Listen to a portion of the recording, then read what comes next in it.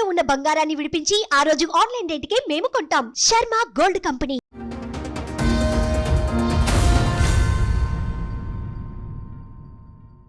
నాకంటే మా నాన్నకంటే పెద్ద ఆయన. అమ్మో, ఇప్పటికీ 13 మ్యారేజ్ అయింది. ఇప్పటికి 13 పెళ్ళిళ్ళు అయినాయి.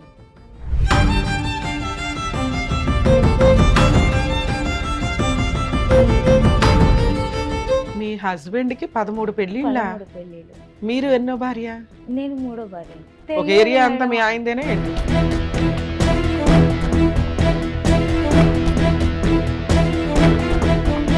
మూడో భార్య కింద ఎందుకు వెళ్లాల్సి వచ్చింది? ఒక భార్య చనిపోయింది. సెకండ్ భార్య ఉంది. మీ నాన్న వయసు ఉన్న వ్యక్తిని 12 ఏళ్ల పిల్లనిచ్చి చేయాల్సిన అవసరం ఏంటి?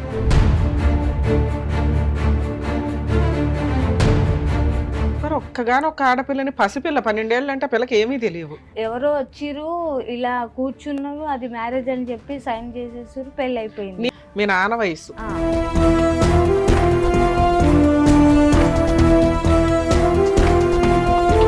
చేసుకోవాలి, నా కష్టం తెచ్చుకోవాలి. ఒక్క రూపాయి పెట్టేవాడు కాదు, పెట్టాడు. నువ్వేం చేసినా పర్లేదు, నాకు అవసరం లేదు, నువ్వేమన్నా చేసుకో, ఎవరి తనకు నువ్వు.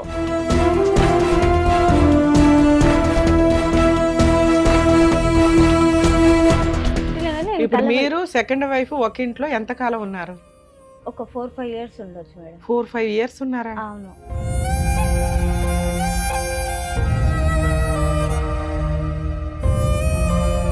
సెకండ్ డెలివరీ ఎందుకు తెచ్చుకున్నావు? ఈ లాజిక్ నాకు అర్థం కావట్లేదు. పని చేసుకుంటున్నా.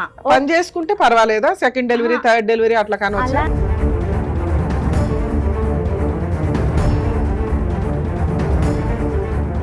అక్కడ కూడా పిల్లల్ని కన్నాడా? ఎక్కడికక్కడ తెలియదు. మరి 10 మంది అని నీకు ఎలా తెలుసు? నేను పట్టుకున్నాను. 10 మందిని పట్టుకున్నావా? నేను పట్టినాను, మళ్ళీ కేసు కూడా పెట్టినా వీటి గురించి.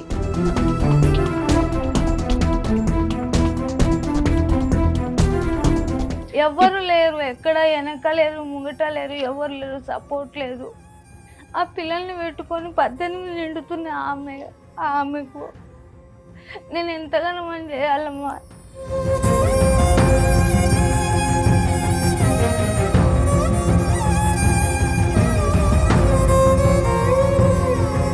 సార్ ఎన్ని పెళ్లిళ్ళు చేసుకున్నారు సార్ మీరు? ఇంతకే మీ వయసుకి 12 ఏళ్ల పిల్లలు పెళ్లి చేసుకుంటారా?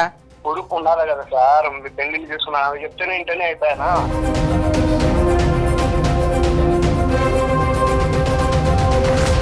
మేడం నమస్తే అండి. మేడం మీ పేరేంటి, ఎక్కడి నుంచి వచ్చారు? నా పేరు ఫస్ట్ కృష్ణవేణి, తర్వాత సాజిత అని.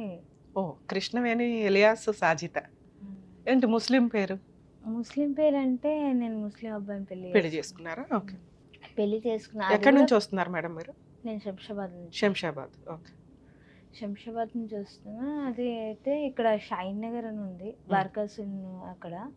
అయితే అక్కడ మా అమ్మ వాళ్ళు కొద్దిగా ఉండడం వలన పెద్దవాళ్ళు కుదిర్చిన పెళ్ళి ఇది, అరేంజ్ మ్యారేజ్. ఇట్లా ఎందుకు పెద్దవాళ్ళు కుదిర్చారు? ముస్లిం అబ్బాయిని చేయాలని ఎందుకు అనుకున్నారు? అలా అనుకోలేదు. అక్కడికి వచ్చిన తర్వాత మా పని గురించి వాళ్ళు అమ్మ వాళ్ళు వచ్చారు. 12 years అప్పుడు నాకు. ఓకే. హాస్టల్లో. ఎన్ని ఇయర్స్ బ్యాక్ స్టోరీ ఇది? 2007లో. 2007కి మీకు 12 years? ఓకే. 12 years అయితే అప్పుడు అక్కడికి వచ్చిన తర్వాత చదువుకోవడానికి అని చెప్పి ఇప్పుడు వాళ్ళ దాంట్లోకి వెళ్ళాం కాబట్టి అది అలా అయిపోయింది అక్కడ. ఆ తర్వాత మీ సరౌండింగ్ అంతా అదే, మీరు చదువుకుంటున్న స్కూల్ ముస్లిం స్కూల్స్ అవడం వల్ల మీకు అది పెద్దగా అనిపించలేదు. ఆ తర్వాత అక్కడ నుంచి నేను రావడానికి చాలా ఇబ్బంది పడ్డాను. అంటే వెళ్ళిపోదామని అనుకుంటే కొద్దిగా అమ్మ వాళ్ళు అక్కడే ఉన్నారు, నాకేమో కొద్దిగా ఇష్టం లేకుండా ఉండే. అయినా కూడా ఇంకా మా అమ్మ వాళ్ళు ఎలా చెప్తే అలానే ఉంటాను కదా అని చెప్పి అది కంటిన్యూ అయిపోయింది. కొద్దిగా కంటిన్యూగా అయిపోయిన తర్వాత అమ్మ వాళ్ళ దగ్గరికి వెళ్ళి అతను ఏదో మాట్లాడి నాకంటే మా నాన్నకంటే పెద్ద ఆయన. అమ్మో, ఇప్పటికీ 13 మ్యారేజ్ అయినాయి. ఇప్పటికి 13 పెళ్ళిళ్ళు అయినాయి ఆయనకు. మీ హస్బెండ్ కి 13 పెళ్ళిళ్ళు. మీరు ఎన్నో భార్య? నేను మూడో భార్య. మీ తర్వాత 10 పెళ్ళిళ్ళు అయినాయి? చాలా మంది అయిపోయాయి. అలా వదిలేసుకుంటూ వెళ్ళాడు అతను. అమ్మో. నేను 2008 నుంచే కేసులు పెడుతూనే ఉన్నాను. 2007లో మీకు మ్యారేజ్ అయింది. మ్యారేజ్ 8 నుంచి మీకు సీన్ అర్థమైంది. ఆ. మీరు అప్పటికి మూడో భార్య కింద ఎందుకు వెళ్లాల్సి వచ్చింది? ఒక భార్య చనిపోయింది. ఆ, ఒక రెండో భార్య చనిపోతే 2 పాపలు ఉన్నారు అతనికి. ఒక ఓకే. అబ్బాయి ఒక అమ్మాయి. ఆ తర్వాత నెక్స్ట్ మళ్ళీ వేరే ఎవరైతే పెళ్లి చేసుకున్నారో ఆమెను చేసుకున్నాక ఒక కొడుకు మళ్ళీ ఒక బిడ్డ. నలుగురు నలుగురు అప్పటికి. అయిపోయారు అప్పటికి. ఆ తర్వాత అప్పుడు నాకు ఐడియా లేదు, నాకు తెలియదు కూడా. ఉమ్. ఇంట్లోనే మీకు ఇల్లరికంగా వస్తాను నేను బయటికి ఏం తీసుకోను అమ్మాయిని అంటే సెకండ్ భార్య ఉంది, మీ నాన్న వయసు ఉన్న వ్యక్తిని 12 ఏళ్ల పిల్లనిచ్చి చేయాల్సిన అవసరం ఏంటి? అది మీరు ఫైనాన్షియల్ వీక్, మీకు కుదరలా, మీ అవును. ఇంట్లో వాళ్ళు ఇవన్నీ పక్కన పెట్టండి. అవును, ఒక సెకండ్ వైఫ్ ఉంది కదా. అది తెలియనివ్వలేదు. సరే తెలియలేదు, ఫస్ట్ వైఫ్ చనిపోయిందని తెలుసుగా, అప్పుడు మీరు సెకండ్ భార్యగా వెళ్తున్నారుగా. అది కూడా అది తెలియదు, కూడా అసలు మ్యారేజ్ తెలియలేదా? కూడా అయ్యిందని తెలియదు మేడం మాకు. వాళ్ళు ఎక్కడ వాళ్ళు, మీరు ఎక్కడ వాళ్ళు? అతను కర్నూలు అంటారు. అతను. అంత కర్నూలు సంబంధం ఎలా వచ్చింది మీకు? కర్నూలు అంటే ఇక్కడనే సెటిల్ అయిపోయింది. ఒక 2 ఇయర్స్ ఆయన ఎంతో 10 ఏళ్ళు 11 అవును, ఏళ్ళు 10 ఏళ్ల ఉన్నప్పుడు నుంచి ఇక్కడ సరే సెటిల్ అయినప్పుడు 2007, 8, 6 అంటే కనీసం చుట్టుపక్కల వాళ్ళు ఎవరు, వాళ్ళ ఫ్యామిలీస్ ఏంటి అందరికీ తెలుస్తాయి కదా. ఎవరు చెప్పలేకపోయారు మేడం. అక్కడ మీరు ఎంతమంది మొత్తం అమ్మా మీ ఇంట్లో? నేను మా 2 తమ్ముళ్ళు. నువ్వు ఉన్నదా ఒక్కతే ఆడపిల్లవు కదా, అంత ఒక్కదాన్నే. కంగారేంటి మీ ఇంట్లో? అది అర్థం కాలేదు, అతను ఏం చేసిండో ఏమైందో అసలు ఏం అర్థం మీ కాలేదు. నాన్నగారు తాగుపోతా? లేదు మేడం. మరి ఒక్కగానొక్క ఆడపిల్లని, పసిపిల్ల 12 ఏళ్ళు అంటే పిల్లకి ఏమీ తెలియవు. అర్థం కాకుండా అదొక మ్యారేజ్ అంటే ఎవరో వచ్చిర్రు ఇలా కూర్చున్నారు, అది మ్యారేజ్ అని చెప్పి సైన్ చేసేసారు, పెళ్ళి అయిపోయింది. నీకంటే తెలియదమ్మా, మీ అమ్మ నాన్నకైతే బుద్ధి ఉండాలి కదా, బతికే ఉన్నారా ఇప్పటికి? అమ్మ చనిపోయింది, నాన్న, నాన్న ఉన్నాడు. మీ బ్రదర్స్? మా 2 తమ్ముళ్ళు చిన్నవాళ్ళు. వాళ్ళు ఇప్పుడు పెద్దోళ్ళు అయి ఉంటారు కదా, వాళ్ళకి పెళ్ళిళ్ళు అయినాయా? అయిపోయింది. ఓకే. అయితే ఇంకా తర్వాత అది 2007 మార్చి 18కి మ్యారేజ్ అయ్యింది. డిసెంబర్ అదే 2007 డిసెంబర్కు పెద్ద అమ్మాయి పుట్టింది. 1 ఇయర్కే పెద్ద పాప. అంటే మీకు ఎంతమంది పిల్లలు? చెప్పొచ్చలేదు, మెన్సెస్ అయిపోయినాం కదా మేడం. అది అయిపోయిన ఒక 2 డేస్కే నేను అలా అన్నందుకు అది అలా అయిపోయింది. ఇంకా ప్రెగ్నెంట్ తొందరగా వచ్చింది, నాకు కొద్దిగా అవ్వలేదు పిల్లలని. 13వ ఏట పిల్లని కన్నావు. నార్మల్ కూడా, అది కూడా సిజరింగ్ అయితే ఏం లేదు. తర్వాత అది అయిపోయిన తర్వాత నేను వెళ్ళాను. ఈయనకి ఆల్రెడీ ఫస్ట్ ఒక భార్య చనిపోయి 2 పిల్లలు, సెకండ్ ఒక భార్య 2 పిల్లలు, ఇవన్నీ నీకు ఎప్పుడు తెలిసినాయి? పాప పుట్టాక. ఫస్ట్ పాప పుట్టినాక మీకు ఎంతమంది పిల్లలు? 2 అమ్మాయిలు. ఎందుకమ్మా ఇద్దరు కంటే ఈ 10 మందికి ఇంకెంతమంది ఉన్నారు? ఒక ఏరియా అంతా మీ ఆయనదేనా ఏంటి? మొత్తం చూసా నేను. నేను ఇంకా అవన్నీ ఏం చేయలేకపోయి ఇంకా కేసులు 2008లో ఒక ఫస్ట్ కూతురు పుడుతున్న టైంలో మీకు అర్థమైంది ఈయనకి మీరు థర్డ్ భార్య అని, సెకండ్ వైఫ్ ఉందని. ఆవిడెప్పుడు వచ్చి మీ మీద గొడవ పడ్డం కానీ ఏమీ చేయలేదు? ఆమెతో కలిసే ఉంచిండు మిమ్మల్ని తీసుకెళ్ళి. ఆమె కూడా ఎలా ఒప్పుకుందా నాకు తెలియదు అసలు. నువ్వు ఒప్పుకున్నావు? ఆవిడ అంతే, ఆవిడకి ఏమైనా సహాయతో? కాదు మేడం, అలా ఉన్నప్పుడు అంటే నాకంటే కోపం వచ్చింది, నేను కేసులు పెట్టాను. మళ్ళీ ఆమెకి ఏమైంది అసలు? నేను ఉన్నాను, నన్ను కూడా హెచ్చరించవచ్చు కదా. బానే ఆవిడ మీద పడుతున్నావు, నీ హక్కుల గురించి నువ్వు మాట్లాడడం. ఇప్పుడు మీరు ఎట్లా ఒక రీజన్ చెప్తున్నారో ఆవిడ రీజన్స్ ఆవిడకు ఉండి ఉండొచ్చు, కర్మ మనం ఏం చేయలేం. 2007, 8లో మీకు ఒక పాప పుట్టినప్పుడే మీకు సెకండ్ వైఫ్ ఉంది, పిల్లలు ఉన్నారు, ఆవిడ దగ్గరికి తీసుకెళ్లి మిమ్మల్ని ఉంచారు అన్నప్పుడు మీకు మళ్ళీ సెకండ్ డెలివరీ ఎప్పుడు ఎందుకు వచ్చింది? సెకండ్ డెలివరీ అంటే ఆ తర్వాత అది అయిపోయిన తర్వాత నేను PS లో కేసు వేసాను. ఇంట్లో ఉన్నప్పుడు పోలీస్ స్టేషన్ లో? పాడిచేరి ఓకే. పాడిచేరి PS లో కేసు వేసాను. ఆ రోజుల్లో చాలా పెద్ద కేసులు అమ్మా అవి. అసలు మేడం పట్టించుకోలేదు మేడం నిజం చెప్తే. కానీ ఇతను ఏదో తెలియదు, కానీ ఏదో చేశారు, అది అర్థం కాలేదు నాకైతే. కేసు అక్కడిదక్కడ అది అక్కడనే కాంప్రమైజ్ అయిపోయింది. పాప ఉంది ఎందుకులే కలిసి ఉందాం అనే అది అయిపోతే 11 నెలలు ఉంది పాప. 11 నెలల పాపను అమ్మ దగ్గర వదిలేసి బషీర్బాగ్లో పనికి పెట్టిండు నన్ను. అక్కడికి వచ్చిన తర్వాత నేను అక్కడ ఉన్న ఆయన వస్తూ పోతూ చిన్న తమ్ముని తీసుకొని పని చేసుకున్నా. ఆ తర్వాత తను తీసుకొని వచ్చిన తర్వాత అక్కడ నుంచి మా ఆయన ఇట్లా రావడం చేయడము అది కొద్దిగా మాకు కూడా అంత అనిపించలేదు నాకు కూడా. ఆ తర్వాత 2010లో మా చిన్న పాప పుట్టింది. అప్పుడు పుట్టేసిన తర్వాత ఇంకా అవన్నీ అయిపోయిన తర్వాత నేను ఏం చెప్పలేను. ఇంకా నాకు ఆయన కొద్దిగా ఇలా చేస్తుండే, ఇంకెక్కువనే అవుతున్నాయి పెళ్ళిళ్ళు ఇవన్నీ అవుతున్నాయి, వద్దు ఇంకా ఈయనతో కలిసి ఉండడం కష్టం అవుతుంది నాకు అని చెప్పి నేను అనుకున్నా. కానీ దూరమే పెట్టినా కానీ ఇప్పుడు మీరు సెకండ్ వైఫ్ ఒక ఇంట్లో ఎంత కాలం ఉన్నారు? ఒక 4-5 years ఉండొచ్చు మేడం. 4-5 years ఉన్నారా? అవును. వంట ఎవరు చేసేవాళ్ళు మీ ఇద్దరిలో? ఇద్దరం చేసేవాళ్ళము కలిసి బాగా అంతా అన్యోన్యం. ఉండడం. అలానే కలిసి ఉండడం, అక్క అని అప్పుడు పిలవడము. ఈ 4 years లో నువ్వు ఆవిడ మోటివేట్ చేయలేదా, మన ఇద్దరికి అన్యాయం చేశాడు, ఇంకెంతమందికి చెప్పాను చేస్తున్నాడో బయట చెప్పాను. కనుక్కుందాము అని? తను నాకు చెప్పింది, నేను ఏం చేయలేను, నేను నువ్వే చేసేది ఉంటే ఏదన్నా చేయని నేను ఇలానే ధైర్యశాలి కాదని చెప్పేసింది. నీకు ఒప్పేసుకుంది. ఆమె అదే చెప్పింది. చెప్తే నేను సరేలే ఇంక ఏం చేయలేను నేను అని చెప్పి సైలెంట్. నాకు తెలిసినప్పుడల్లా నేను వెళ్ళి కేసెస్ పెట్టాను, కొట్లాడాను, ఫైట్ చేశాను, అన్నీ అయిపోయినాయి. ఇప్పుడు మీ వయసు ఎంత, మీ ఆయన వయసు ఎంత? నా వయసు ఇప్పుడు 32 మేడం. 32. అతనిదేమో 60+ ఏదో ఉంటుంది. 60 అయితే కామన్ గా, ఎందుకంటే మీ నాన్న వయసు. నాన్నకే 60 పై అయిపోయింది. 65 ఉంది నాన్నకు ఇప్పుడు. అయితే ఇంకా అది అయిపోయింది. ఇంక అంత అయిపోయిన తర్వాత మేము అక్కడ ఇక్కడ చాలా చోట్లు వెళ్ళాను. అమ్మ ఆ పిల్లని తీసుకొని అతనితో ఉంటూ, సెకండ్ వైఫ్ తో ఉంటూ కోర్టులో కేసులు వేస్తూ తిరిగావా? తిరిగాను. తిరిగి ఊరుకున్నాడా మరి నువ్వు అట్లా కోర్టుల చుట్టూ తిరుగుతుంటే? చేసుకో ఎవరో చూస్తారు, నేను నువ్వు చూస్తా. పోలీస్ స్టేషన్ కి వెళ్ళి కేసులు వేసి మళ్ళీ ఇంటికి వచ్చి ఇంట్లో వంట చేసుకొని తింటూ అందరూ హ్యాపీగా నా పడుకుంటున్నారు. పని నేను చేసుకోవాలి, నా కష్టం తెచ్చుకోవాలి. ₹1 పెట్టేవాడు కాదు, పెట్టాడు. అప్పుడు ఆ ఇంట్లో ఎందుకున్నా నాన్న? నాకు మళ్ళీ సెకండ్ డెలివరీ ఎందుకు తెచ్చుకున్నావు? ఈ లాజిక్కే నాకు అప్పుడు అర్థం నేను కావట్లేదు. పని చేసుకుంటున్నా. పని చేసుకుంటే పర్వాలేదా? సెకండ్ డెలివరీ, థర్డ్ డెలివరీ అట్లా కానొచ్చా? అలా అని కాదు మేడం, నీ తిండి నువ్వు తింటున్నావు, నాకు కొద్దిగా అర్థం నీ కాలేదు. తిండి నువ్వు తింటున్నావు, నీ పిల్లలు నువ్వు పోషించుకుంటున్నావు, నువ్వు పోరాడే అంత శక్తి మీకుంది. ఉన్న టైంలో మళ్ళీ సరే ఇదే లైఫ్ లో స్పాయిల్ అయిపోయిన లైఫ్ ఎందుకు వచ్చింది? నేనేదో ఫైనాన్షియల్ గా స్ట్రాంగ్ గా ఉందో ఉన్నంత వరకు సర్దుకోవడం, ఆ టైంలో నీకు పెద్ద నాలెడ్జ్ ఉంటది కాబట్టి. రెండోది ఒక స్టేజ్ వచ్చినాక బయటకు వచ్చేద్దాం, ఒక పిల్ల చాలు కదా, మళ్ళీ ఇంకో డెలివరీ అంటే ఎందుకు? నాకు అంత అనుభవం లేకపోయిందమ్మా. అదొకటి ఏంటంటే, 2 పిల్లలు అయిపోయిన తర్వాత నాకు ఒకటి తెలివి అనేది కొద్ది వచ్చింది అప్పుడు. ఆ తర్వాత నేను ఏం చేయాలో నాకు అర్థం కాలేదు. ఇంకా నేను అతను దూరం పెట్టేశాను. ఇంకా కలవడం అనేటివి ఏది లేకుండా అయిపోయింది. 2016 మొత్తానికి ఇంకా అసలు చేతులు ఎత్తేసిండు ఆయన సైలెంట్గా. ఇక్కడ నేను అతను అలా ఉంటారు, ఇంటి ముంగటనే ఇల్లు ఉంది. ఇప్పుడు అతని ఇంట్లోనే ఉంటున్నాను నేను. ఇక్కడ దాకా వచ్చినా కూడా నువ్వేం చేసినా పర్లేదు, నాకు అవసరం లేదు, నువ్వేమన్నా చేసుకో, ఎవరి తనగా నువ్వు.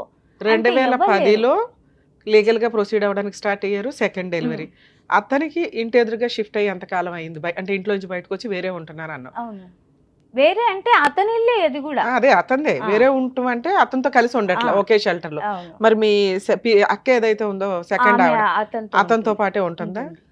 ఉంటుంది. మధ్యలో ఈ 10 మంది ఇప్పుడు 15 ఏళ్ళు నువ్వు చెప్తున్న స్టోరీ, వాళ్ళంతా వదులుకుంటూ వెళ్ళిపోయారు మేడం. అతనికి ఏం చేయండో ఏం చేసిండో అవన్నీ వదిలేసుకుంటూ. సో మీ ఇద్దరు పర్మనెంట్ గా ఉన్నారు. ఆ తర్వాత 10 మంది Yes, అందరూ అక్కడ కూడా పిల్లలకి అన్నాడా? ఎక్కడికక్కడ ఏమో తెలియదు తెలియదు. మేడం మరి నాకు. 10 మంది అని నీకు ఎలా తెలుసు? ఏం evidence? నేను పట్టుకున్నాను, 10 మందిని పట్టుకున్నావా? నేను పట్టినాను. మళ్ళీ కేసు కూడా పెట్టినా వీటి గురించి.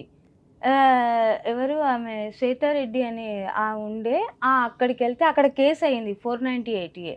ఓకే, అది కేసు అయింది. దాని గురించి తిరుగుతున్నాడు. ఇంకా నేను ఏం చేయలేను అంటే, నా పిల్లలకే కావాలి, నాకేం అవసరం లేదు ఇప్పుడు. సో ఏదైనా ఒక ఫుల్ అండ్ ఫైనల్ సెటిల్మెంట్ చేస్తే బాగుండు అనుకుని 15 ఏళ్ల నుంచి పోరాడుతున్నామా. ఇప్పటిదాకా ఎక్కడ పోయినా సరే తిరుగుడు అవుతుంది, అంతకు మించి ఏం అవ్వట్లేదు నాకు. సరూర్నగర్ ఉమేష్ పిఎస్కి వెళ్ళా, బాలాపూర్కి వెళ్ళా, పాడిషేరికి వెళ్ళినా, ఇంకా చాలా చోటుకి వెళ్ళినా.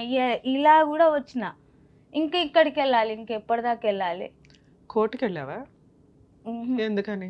నాకు ఇవ్వలేదు కదా ఏది, నాకు అసలు రప్పిలే, చెప్పలేదు, ఫోన్ చేయలేదు. కోర్టుకి వెళ్ళాలి కదా, కోర్టుకి ఎందుకు వెళ్ళాలి? అంటే కోర్టుకి వెళ్ళాలి అంటే నాకు కాల్ వస్తే నేను వెళ్తాను కదమ్మా, నాకు అర్థం కాలేదు అది. అడ్వకేట్ని ఎందుకు పెట్టుకోలే? నా దగ్గర అంత స్తోమత ఉంటే నేను ఇక్కడ దాకా వస్తానా అమ్మా? అసలు ఏం పని చేస్తారు మీరు? నేను లేబర్ పని చేసుకుంటున్నా. మీ పిల్లల వయసు ఎంత ఇప్పుడు? ఏం చేస్తున్నారు వాళ్ళు? ఒక అమ్మాయికి ఇప్పుడు 2015కి, ఇప్పుడు 2015కి, ఇప్పుడు ఈ డిసెంబర్ కదా, 15కు 18 వస్తాయి పెద్ద అమ్మాయికి. రెండో అమ్మాయికి 17. పిల్లలు చదువుకుంటున్నారమ్మా? ఓకే. ఇక్కడికి ఎందుకు వచ్చారు? నాకు ఏదో ఒకటి పిల్లలకు ఆదరు చూపించాలంటాను అనుకున్నామా. అమ్మా మీరు పోలీస్ స్టేషన్లకు వెళితే మీరు ఏం కేసులు వేసుకోవాలో మీకు చెప్పుంటారు. చెప్పలేదా? చెప్తారు తల్లి. ఒకటే చెప్పారు 498A, అది పోలీస్ స్టేషన్ లో అక్కడ వేస్తారు. సార్ నేను అడ్వకేట్లు పెట్టుకోలేను, నా పిల్లలకి నాకు నెల నెల మెయింటెనెన్స్ కావాలి అని అడిగితే ఫ్రీ లీగల్ ఎయిడ్ కి పంపిస్తారు కదమ్మా మిమ్మల్ని. 15 ఏళ్లలో మీకు ఒక్కళ్ళు కూడా ఈ సలహా లేదు, చెప్పలేదా? అసలు మా సలహా షోలు చూసినా నేను నీకు అర్థం మిమ్మల్ని అవుతుందిగా. చూసాకే వచ్చాను ఇక్కడ దాకా. అయ్యో మీ వీడియోస్ చూసాకే నాకు కొద్దిగా ధైర్యం వచ్చింది ఇక్కడికి రానికే.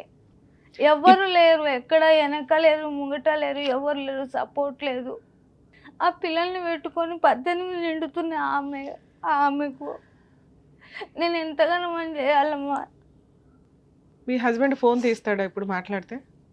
తీస్తాడు, వేరే వాళ్ళ ఫోన్లతో చేస్తే తీస్తాడు, నా ఫోన్తో అయితే తీయడు. తీసి ఏంటి అని అడిగితే చెప్తాడా? చెప్తాడు, ఏంటి కేసు ఇలా అయ్యి ఏన్నది అని అడిగితే మరి ఏం చెప్తాడో తెలియదు, ఐడియా అయితే లేదు. కేసు అయితే ఉంది ఆల్రెడీ. ఇప్పుడు మీరు ఉంటున్న ఇల్లు ఎవరి పేరు మీద ఉంది? ఎంత వాల్యూ చేస్తుంది? 75, అది 75 గజాలు అంటారు కదా మేడం. అది 2 రూమ్లు ఉన్నాయి. ప్రస్తుతానికి అయితే అందులో నేను ఉంటున్నా. పైన పోర్షన్ గాని పైన రూములు గాని లేదు, మీరు ఉండడానికే లేదు ఉంది. అది yes. ఎవరి పేరు మీద ఉంది? అది అది అంటుండ్రు వాళ్ళ అబ్బాయి పేరు మీద ఉంది అని అంటుండు. అది మరి ఎక్కడ ఉందో ఎవరి పేరు మీద ఉందో నాకైతే తెలియదు. నోటరీ ల్యాండా, రిజిస్ట్రేషన్ ల్యాండా తెలియదు, అది కూడా తెలియదు. జస్ట్ ఉండగలుగుతున్నారు. ఏం పని చేసుకుంటున్నారు మీరు ఇప్పుడు? డైలీ ఏదో పని చేస్తున్నారు. ఎంత వస్తుంది మీకు ఇన్కమ్? నాకు అంటే ఇంట్లో సరుకులు అవి తెచ్చుకునే అంత వస్తుందా? వస్తుంది, 700-800 వస్తాయి మేడం. అంటే ఇప్పటి వరకు అతని దగ్గర హార్ట్ కొద్దిగా నొప్పి చాలా వస్తుంటది. ఆ సిమెంట్ బస్తాలు మోస్తాం కదా, దాని వల్ల ఎక్కువ నొప్పి వస్తుంది. నా వల్ల అవ్వట్లేదు పని చేయాలంటే. నానెంబడి అక్కడికి ఏమంటారు జామ తోటలో మందు కొట్టాలి కదా, అది పెట్టాలంటే ఇది బ్యాగ్ వేసుకొని ఇలా పంపు కొట్టాలి. ఈ రెట్ట మొత్తం నొప్పి అవుతుంది, ఇక్కడ చెయ్యి మొత్తం. ఏదో ఒకటి చేస్తే నా పిల్లలు నేను ఎక్కడనో ఒక దిక్కు బతికేస్తామని నేను అంటున్నా. ఆయనకైతే పిల్లలకు ఒక్కసారి ఇప్పటిదాకా 10 మందికి సెటిల్ చేశాడు కదా, ఆ సెటిల్మెంట్ ఏదో నువ్వు కూడా చేసుకోవచ్చు. అంటున్నామా, నీ కాళ్ళు కూడా మొక్కుతాయి ఆ పిల్లలకు ఒకటి ఏమన్నా ఏ ఆదేరువు. అంతకు మించి నేనేం కోరతలేను. ఉన్న కేసులన్నీ తీసేస్తాను. 1 లక్ష రూపాయలు పెట్టి ఆడ అడ్వకేట్ పెట్టి వకీల్ని పెట్టిరు, అక్కడ పెట్టి ఆ 1 లక్ష రూపాయలు ఆడనే ఉన్నాయి. ఇప్పుడు కూడా ఉన్నాయి అవి. నేను పోయి ఆ 1 లక్ష రూపాయలు వేస్తే పిల్లల పేరు మీద వేస్తే ఏమన్నా అవుతాయి కదా అని నేను చెప్తే నేను రాను. నేను ఎవరి దగ్గర అంటే సెటిల్మెంట్ చేసుకున్నారా 1 లక్ష రూపాయలకి? అంటే కేసు తీసేసుకున్నాము, తీసుకుంటే 1 లక్ష ఇస్తా అని చెప్పిండు నాకు. అదే 1 లక్ష నేను కేసు తీసేస్తా పోని, ఆ 1 లక్ష రూపాయలు పిల్లల పేరు మీద వేస్తే ఏమన్నా అవసరానికి వస్తాయి కదా అని చెప్పింది. నేను నేను నీ ఎంబడి రాను, నేను నా ఎంబడి రాకపోతే నువ్వు వేరేగా రా, నేను వేరేగా పోతా. కోర్టులో కేసు పేపర్లు తీసుకొచ్చారా? ఫోటోలు కూడా అసలు దిగలేదు, కానీ ఏదో ఒక ఫోటో ఉండాలి కదా అని చెప్పి ఈ ఫోటో అయినది. ఇది అందరినీ ఇలా ముస్లింల అంటే హిందువులను మనని ముస్లింలుగా మారుస్తాడు అతను. ఈయన అందరినీ మార్చేస్తాడు. అది ఏం చదువుతాడో మరి ఏం ఊపుతాడో. అంటే ఇప్పుడు మాట్లాడచ్చు ఇవి అంటే ఆయన మార్చి అందరికి చూపిస్తాడు ఇలా. ఓకే, హిందూ మహిళల్ని ఇట్లా ముస్లిమ్స్ కింద మార్చాను అనేది ఒక ట్రస్ట్ అన్నమాట. అసలు మెయిన్ గా రీజన్ ఏంటంటే, అసలు చెప్పాలా చెప్పొద్దు కానీ లేడీస్ అయితే మా హస్బెండ్ ఎవరు లేకపోతే వాళ్ళని మాత్రం తెచ్చుకుంటాడు, ఈయన పెళ్లి చేసుకుంటాడు, లేకపోతే వేరేలకు డబ్బులకు పెళ్లి చేసిస్తాడు. దారుణం. హిందువుల్ని ముస్లిం గా మార్చే ఒక ట్రస్ట్. అదేంటమ్మా ఎంఓయూనా సెటిల్మెంట్ అయిన డీడా? కాదు మేడం, ఇది డైవర్స్ అని చెప్పి ఇల్లు పేపర్లు ఇల్లు రాసిస్తుందని చెప్పి నా దగ్గర 2016 సైన్ తీసుకుండు. కానీ అది ఏమంటారు నేను విడిచిపెడుతున్నానని చెప్పి రాపించుకున్నట. అయినా కూడా పర్లేదు, నేను ఎట్లయినా విడిచిపెడుతున్నా అని చెప్పి నేను. ఇది ఇచ్చాడు. ఇల్లు ఇచ్చాడా?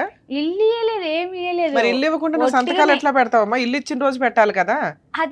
అది పెట్టించుకున్న తర్వాత నాకు తెలిసింది ఆ సంగతి. అయినా కూడా దాని గురించి వాల్యూ లేదు మేడం అసలు. సిగ్నేచర్ అయితే పెట్టావు కదా, ఇదేం వ్యాలిడ్ కాదు కానీ లీగల్ గా సిగ్నేచర్లు పెట్టినట్టు లెక్క కదా. ఎందుకు పెట్టాలి ఇట్లాంటివి అయినా అని ఆ పేపర్ల మీద బతుకుతాడు ఆయన. అదే ఇప్పుడు ఇది ఉంది అమ్మాయి. సో ఈ అమ్మాయి థర్డ్ వైఫ్ అండి, కాబట్టి ఆవిడ మ్యూచువల్ గా ఒప్పేసుకుంది, అందుకని నేను వేరే పెళ్లి చేసుకున్నాను అంటాడు. ఇప్పుడు నేను మాట్లాడినా కూడా వేరే పెళ్లి చేసుకున్నాను, నేను 10 పెళ్లిళ్ళు చేసుకున్నాడు, 1-2 కాదు నేను మేడం. నేను చేసుకున్నా అంటున్నారా అంటున్నా. మీరు కాదమ్మా, మీ హస్బెండ్ చేసుకున్నాడు. నువ్వు యాడ్ చేసుకున్నావు 2 పిల్లలు పెట్టుకుని. అదే తెలివిగా అయితే రాయించుకున్నాడు నీ అవసరాన్ని వాడుకొని. ఓకే, 2020లో కేసు పెట్టావు. 2020లో కాదు మేడం, ఇది నేను అప్పుడు చాలా రోజులు ముగ్గురు మీద అయిపోతుంది. పెట్టావు కదమ్మా, వీళ్ళు ఎవరు? వాళ్ళు జైనా బేగం, కొట్టిర్రు. మహమ్మద్ ఎవరు వీళ్ళు? వాళ్ళ పిల్లలే. వీళ్ళిద్దరు వాళ్ళ పై పిల్లలా? నుంచి చెట్టుపై నుంచి రాయితో తలపైన కొడితే పగిలిపోయింది తల. ఈ కేసు సెటిల్మెంట్ చేసుకోమని అడిగాడా? సెటిల్మెంట్ 498 ఎందుకు వేయలేదు? ఇది 498 వేసాను మేడం. అది ఇది 498 కదమ్మా. నిన్ను ఎవరో బలవంగా కొడితే, ఆ, గ్రూప్ ఆఫ్ పీపుల్స్ ముగ్గురు కలిపి కొడితే ఈ సెక్షన్స్ కొట్టినందుకు కేసు. ఇది కొంచెం Okay. పెద్ద కేసే. ఇప్పుడు మీరు ఏమైనా వేసి ఉంటే ఇప్పటిదాకా పోలీస్ స్టేషన్ కేసులే వేశారు. ఆ. ఒకటి 498 వేశారు, ఇంకొకటి ఇక్కడ కొట్టినందుకు వాళ్ళు వచ్చి నీ మీద ఎందుకు అవును. కొట్టారు? అంత అది సీన్ ఎందుకు వచ్చింది? వాళ్ళకి ఆల్రెడీ నేను- అలవాటే కదా, ఎంతమంది పిన్నులు అన్నా ఉంటారు. మూతలు ఇట్లా కూర్చున్న పనికెళ్ళి వచ్చిన Okay. ఇలా కూర్చుంటే ఏదో వాయిస్ వస్తుంటే బయట ఎవరిదో అని చెప్పి కూర్చున్నా. ఆ పై నుంచి చూస్తూ ఉంటారు, రోజు అదే ఉంటది వాళ్ళకు. రోజు చూస్తూ ఉన్నారు. వాళ్ళు ఏం చేసారంటే అక్కడ నుంచి రాయి సరిగ్గా ఇంట్లోకి వచ్చింది. అది అలా కొట్టగానే ఇక్కడ తగిలితే అప్పుడు సిఐ భాస్కర్ సార్ ఉండే కాల్ చేస్తే నన్ను రాత్రి 12 గంటలకు ఉస్మానియాకు పంపించారు. అక్కడ నుంచి స్లిప్ తీసుకురమ్మని చెప్పారు. అలా అక్కడ తీసుకొచ్చిన తర్వాత మార్నింగ్ ఇక్కడ ఇది ఎఫ్ఐఆర్ అయింది ఆ కాపీ. ఓకే, సరే మీకేం కావాలి? ఇక్కడ దాకా రావడానికి రీజన్ ఏంటి? రీజన్ ఏం లేదు మేడం, పిల్లల కోసమే నేను వచ్చిన. అసలు ఏం లేదు, నాకు పిల్లలకు ఏదైనా ఒక ఆదేరు చూపిస్తే ఆ పిల్లల్ని చదివించుకొని నేను బతికించుకుంటా. అమ్మ, మీరు ఇక్కడ దాకా వచ్చారు కాబట్టి ఒక ట్రయల్ నేను ఫోన్ చేసి మాట్లాడతాను. ఒకవేళ ఫోన్లో మేడం మేము సెటిల్మెంట్ చేసుకుంటామండి, ఆల్రెడీ ఒక అడ్వకేట్ ఎవరో ఉన్నారు అంటున్నారు, మీరు సెటిల్మెంట్ అయిన లేదు, ప్రపోజల్ అతను వదిలేశారు. వాళ్ళు వదిలేశాడు. అక్కడ ₹1,00,000 ఉన్నాయి అన్నారు, అక్కడే ఉన్నాయి. అవి ఆయన దగ్గర ఉన్నాయి. ఆయన దగ్గర, వాళ్ళ దగ్గర ఉన్నాయి. అట్లా ఎట్లా ఉంచుకుంటాడమ్మా? లేదు అడ్వకేట్ ఉంచుకోరు మేడం, కదా. ఉన్నాయి, అక్కడే ఉన్నాయి. సో ఇప్పుడు ఆ ఆయన సెటిల్మెంట్ కూడా వస్తే- నీకు పెద్ద యూజ్ లేదు. ఈయన వస్తే వస్తే ఇస్తా ఇస్తాడు. అని చెప్పిండు. అంటే ఇద్దరు ఆ కలిసి వస్తే ఒక్క ఇస్తా నిమిషం అంటుండు. తల్లి, అమ్మ. మీ ఇద్దరు వెళ్ళి కేసు క్లోజ్ చేసుకుంటే ఆ ₹1,00,000 ఆయన మీకు ఇచ్చేస్తాడు. ఆ, ఓకే, మిగతా ఇంకేం వద్దా? ₹1,00,000 చాలా మీకు? ఆహా, నేను అలా ఆ అనలేదు. ఒక్క కేసుకే ₹1,00,000. కేసుకు ఫుల్ అండ్ ఫైనల్ సెటిల్మెంట్ కి మీకు ఏమి ఇస్తారు అనేది మీ ఏమి అవసరం. ఇస్తారో ఇంకా అది మీకే తెలియాలి మేడం. సరే, ఒకసారి ట్రై చేసి మాట్లాడతాను తల్లి. ఓకే. కానీ మాట్లాడిన తర్వాత మాకు తెలుసు ఈ స్టేజ్ లో ఆయన వెంటనే ఒక ఫోన్ కి రియాక్ట్ అయిపోయి 15 ఏళ్ళు 25 ఏళ్ళ పంచాయతీ మీదంతా. అవును, సో అట్లాగేనండి ఇంత ఇచ్చేస్తా అంత ఇస్తా అనడు. అవును. మీరు ప్రాపర్ వేలో న్యాయ పోరాటం చెయ్యాలి. కోర్టులు ఉన్నవే మీలాంటి వాళ్ళని ఆదుకోవడానికి. అవును. మీరు ఆ మాత్రం ఫైటింగ్ చెయ్యకపోతే ఇగో ఇట్లాగే 50 మందిని చేసుకుంటా వెళ్తూ ఉంటాడు. మీలో కొంచెం ధైర్యం అయితే ఉంది. దానికి మీరు అడ్వకేట్లు పెట్టుకోలేరు కాబట్టి ఫ్రీగా ఎలా చేసుకోవాలి, నా వరకు నేను ఎంతవరకు నీకు హెల్ప్ చేయగలను అనేది చెప్తాను. ఉమ్. హలో, హలో, అబ్దుల్లా గారా మాట్లాడేది? చెప్పండి మేడం. నేను హైకోర్టు అడ్వకేట్ రమ్యాని మాట్లాడుతున్నానండి, సుమన్ టీవీ న్యాయవేదిక ప్రోగ్రామ్ నుంచి. మీ wife second wife, third wife, fifth wife నాకు తెలియదు కానీ సాజిదా బేగం గారు మా దగ్గరకు వచ్చారు. 2008 నుంచి నేను నరకం పడుతున్నానండి, 10 నుంచి కోర్టుల చుట్టూ పోలీస్ స్టేషన్ల చుట్టూ తిరుగుతున్నాను, నన్ను వచ్చి కొట్టారు, అదొక ఎఫ్ఐఆర్ అయ్యింది. ఆ కేసు క్లోజ్ చేసుకోవడం ఒక లాయర్ దగ్గర ₹1,00,000 సెటిల్మెంట్ మాట్లాడారు, అది అక్కడే ఉండిపోయింది. నా పిల్లలకి నాకు ఏదైనా న్యాయం చేయించి ఫుల్ అండ్ ఫైనల్ సెటిల్మెంట్ చేయించండి, లేదా కేసులు వేయడానికి లీగల్ సపోర్ట్ ఇవ్వండి అని అడిగారు. కాదమ్మా, ఒకసారి మీ హస్బెండ్తో మాట్లాడతాము, ఏమైనా సెటిల్మెంట్ చేసుకుంటారేమో, అవ్వకపోతే అప్పుడు లీగల్ సపోర్ట్ చేస్తామండి అని చెప్పాం. మరి మీరేమన్నా ఫుల్ అండ్ ఫైనల్ సెటిల్మెంట్ మీ పిల్లలకి ఏమన్నా చేయగలరా లేదా? మా పిల్లలకు చేయకుండా ఎట్లా ఉంటాం మేడం మేము? సో ఆవిడ ఆల్రెడీ మీ ఇంటి ఆపోజిట్లోనే 75 గజాలు ఇంట్లో ఉంటుందట. మరి పిల్లలకి ఇప్పుడు మేము లీగల్ సపోర్ట్ ఇచ్చామంటే డొమెస్టిక్ వైలెన్స్లు మెయింటెనెన్స్లు వేసుకుని ఆ ప్రాపర్టీ అట్లాగే అటాచ్మెంట్ చేయడం, ఆ క్రిమినల్ కేసులు కొంచెం స్ట్రాంగ్గా ఫైట్ చేయడం, మా దాకా నమ్ముకొని వచ్చినాక మేము 100% సపోర్ట్ చేయాల్సి వస్తుంది కదా సార్. అలా లేకుండా మీరు ఆల్రెడీ ఏమిటో 60 years అబోవ్ ఉంటుందట, మరి ఇంత చిన్నపిల్లని ఎందుకు చేసుకున్నారు? మా దాకా అసలు ఇట్లాంటి రావడమే మాకు కష్టంగా అనిపిస్తుంది వినటానికి.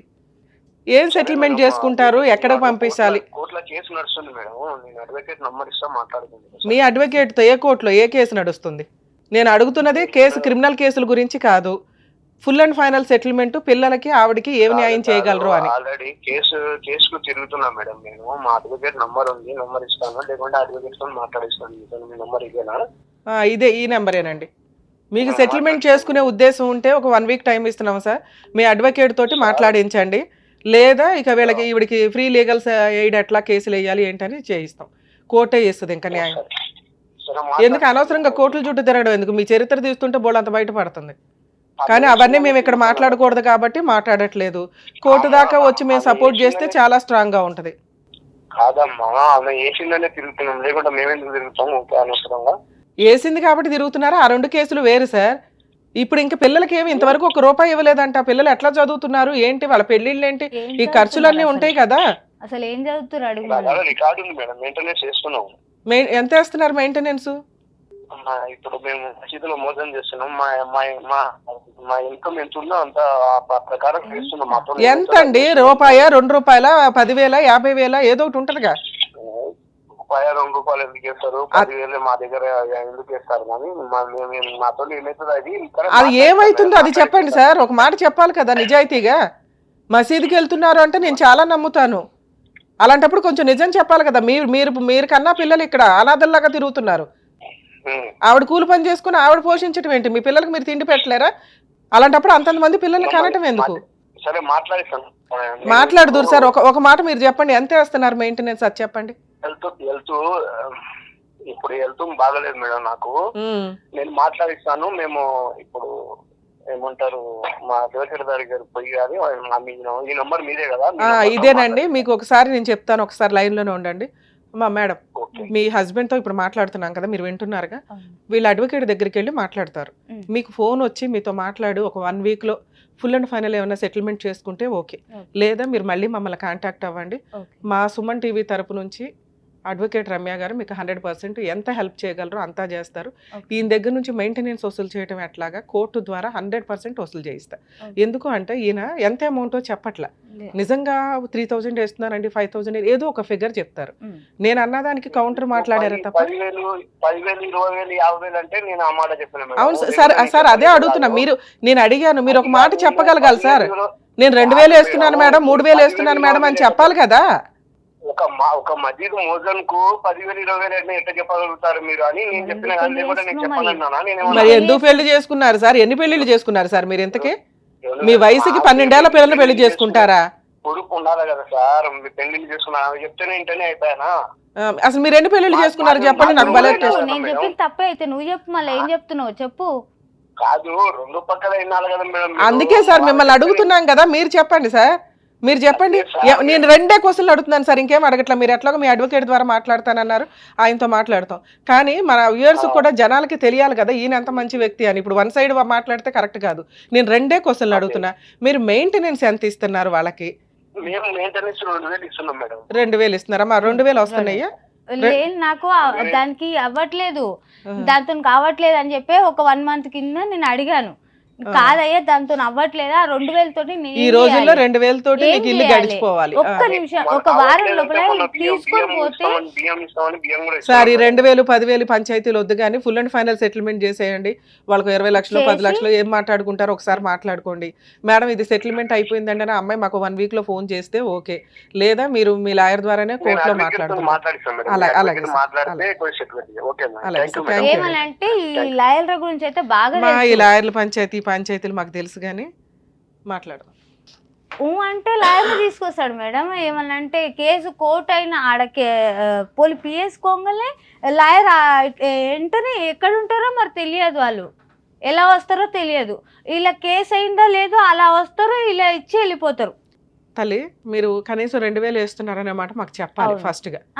అది బేసిక్ కదా. లేదు మిమ్మల్ని అనట్లేదు, వెయ్యరు అదేదో టైం పాస్ కి అప్పుడప్పుడు వేసే పంచాయతీ తప్ప ఆయన రెగ్యులర్ గా వేయట్లేదు, ఏమి లేదు. నేనేమన్నా ₹1, ₹2, ₹1,000, ₹10,000, ₹50,000 అని అన్నా దానికి ఆయనకి అంత వచ్చి లేదు మేడం నేను 2,000 వేస్తున్నానని చెప్పొచ్చు. అంటే 2,000 ఈ రోజుల్లో ఎందుకు పనికిరాదు అనేది ఆయనకి అర్థమవుతుంది. 3 బతకాలి 2,000 మీద.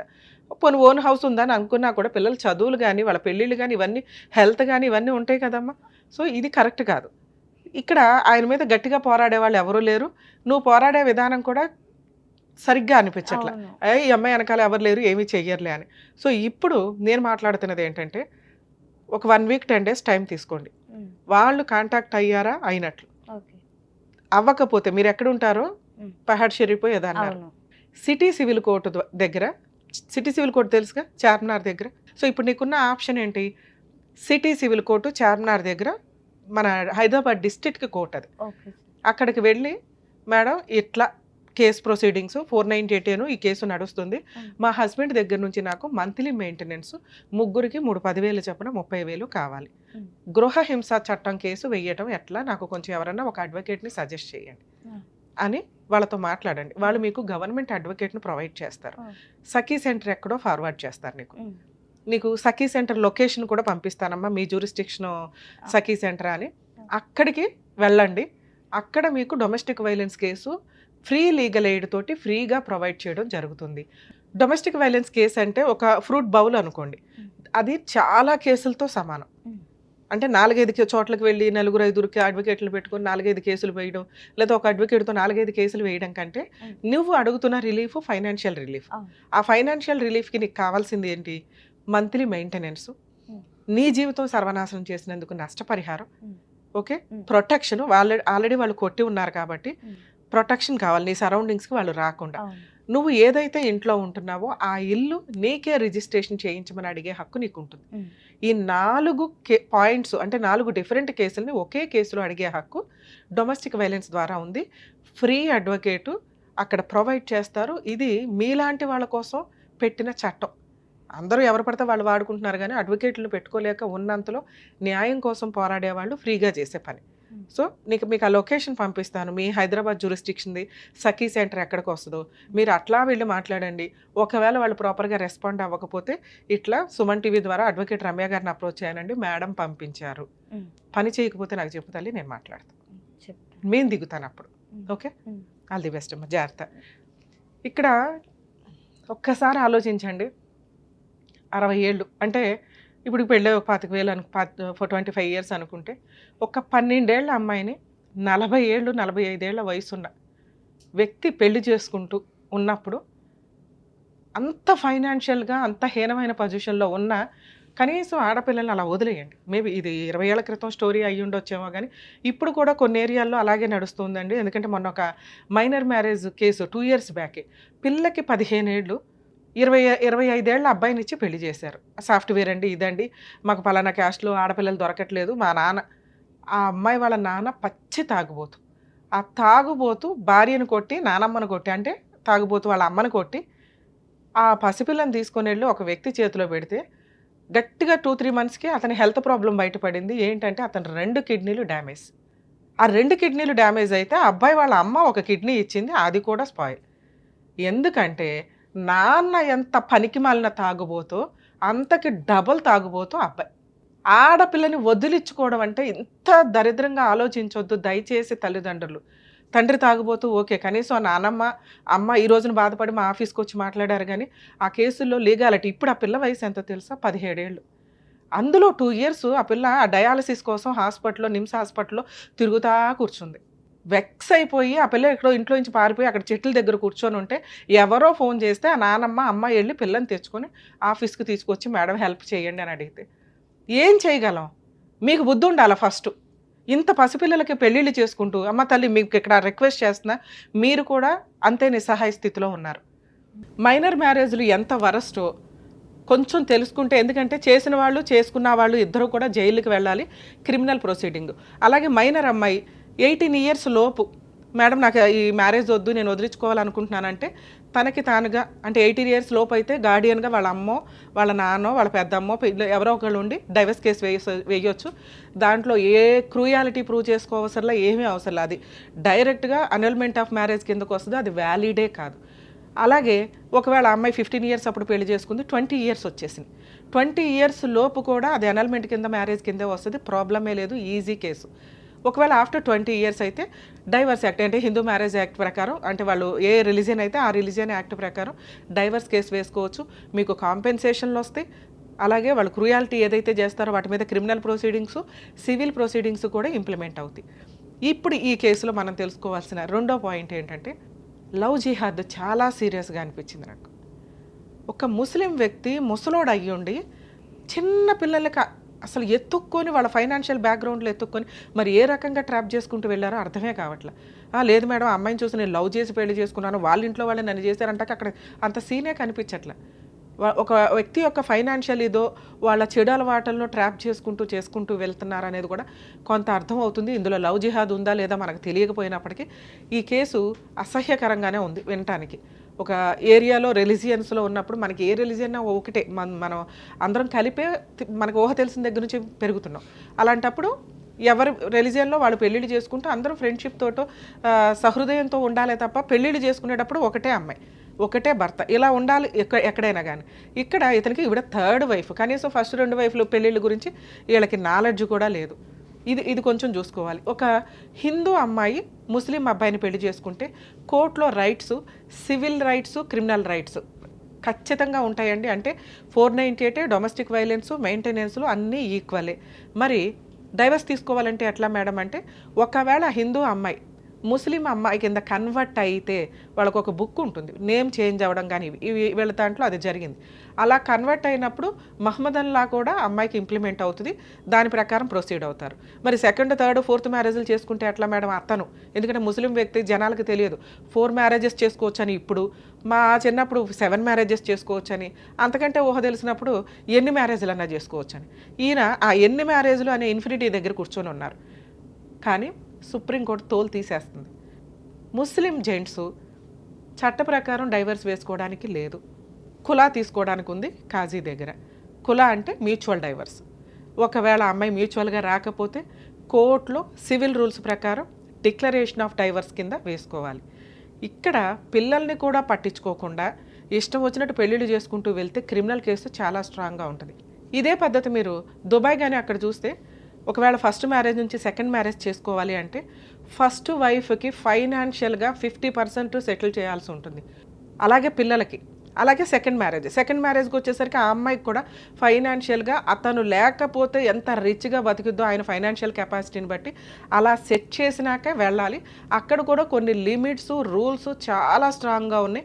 ఫస్ట్ వైఫ్ కానీ 2nd వైఫ్ కానీ కేసు వేస్తే వాడికి ఇంకా లైఫే ఉండదు. అక్కడ 0 క్రైమ్ తోటి కేసులు నడుస్తూ ఉంటాయి. అంటే చాలా తక్కువ రూల్స్ అంత పర్ఫెక్ట్గా ఫాలో అవుతారు. మనకేంట్రా బాబు అంటే 15 పెళ్ళిళ్ళు కాకపోతే వాడుకోవడం, కేసులు వేసుకోవడం, సెటిల్మెంట్ చేసుకోవడం, వదిలిపడేయడం. కొంచెం కామన్ కోడ్ అనేది మనకు ఏమైనా రావడానికి అవకాశం ఉంది. యాక్చువల్గా ఈ పాటికే వచ్చేది. అది వస్తే అన్ని మతాల యొక్క మ్యారిటల్ డిస్ప్యూట్కి సంబంధించింది ఒకే చట్టంలోకి వస్తుంది. అప్పుడు అందరికీ ఈక్వల్ అవుతుంది. కొంచెం అవేర్నెస్ రావడానికి మీకు అవకాశం ఉంది. సో ఈ కేసులో అమ్మ మీరు ఏదైతే అగ్రిమెంట్ రాసుకున్నారో అది డైవర్స్ కిందకి రాదు. ఓకే, మీరు ఇంకా వైఫే, వాళ్ళు ఇంకా ఆయన పిల్లలే. ఆయనకి ఎన్ని పెళ్ళిళ్ళు అయినాయి అనేది తర్వాత ఛాలెంజ్ చేయడానికి ముందైతే మీరు ఫైనాన్షియల్గా సెటిల్మెంట్ అడుగుతున్నారు కాబట్టి మీరు డైవర్స్ ఇచ్చినా ఇవ్వకపోయినా మీకు పెద్ద ఫరక్ పడదు. సో మీకు కావాల్సింది ఫైనాన్షియల్ సెటిల్మెంట్. అది మీ పిల్లల హక్కు, మీ హక్కు.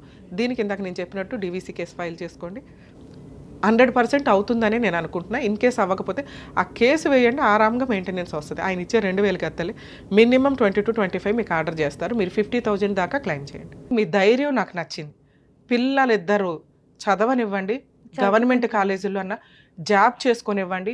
ఈ రోజున ప్రతి స్త్రీ తనని తాను పోషించుకునేలాగా ఉండాలి. అలా అని కాపురాలు నాశనం చేసుకోవద్దు. మీకు అన్యాయం జరిగినప్పుడు డైవర్స్ దాకా వెళ్ళాలి కానీ అన్యాయం చేసుకుని డైవర్స్ల దాకా వెళ్ళొద్దు. మీకు 100% ఫైనాన్షియల్ సపోర్ట్ అతని దగ్గర నుంచి ఫుల్ అండ్ ఫైనల్ సపోర్ట్ జరిగిద్ది. జరగకపోతే మా వంతు ప్రయత్నంగా నేను మీకు అందుబాటులో ఉంటాను. సరేనా? థ్యాంక్ యూ అమ్మా.